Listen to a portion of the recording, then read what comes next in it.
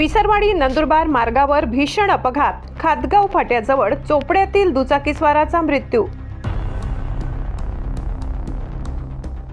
विसरवाडी नंदुरबार मार्गावरील खातगाव फाट्याजवळ शनिवारी दुपारी झालेल्या भीषण अपघातात चोपडा येथील 41 वर्षीय दुचाकीस्वाराचा दुर्दैवी मृत्यू झालाय। समोरून भरधाव वेगात येणाऱ्या इको गाडीने दुचाकीला जोरदार धडक दिल्याने हा अपघात घडलाय। या प्रकरणी विसरवाडी पोलीस ठाण्यात इको चालकाविरुद्ध गुन्हा दाखल करण्यात आलाय।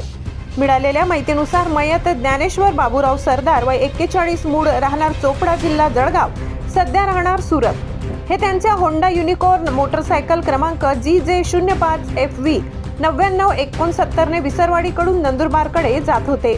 दुपारी सुमारे 1 वाजेच्या सुमारास खातगाव फाट्याजवळ समोरून येणाऱ्या इको गाडी क्रमांक MH01BB1273 त्यांच्या दुचाकीला जोरदार धडक दिली।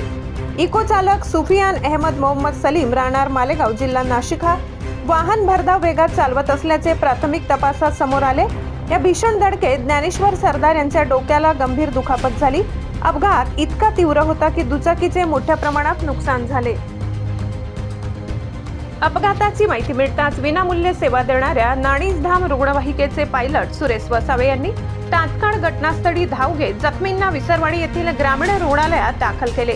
मात्र वैद्यकीय अधिकाऱ्यांनी तपासणीअंती त्यांना मृत घोषित केले।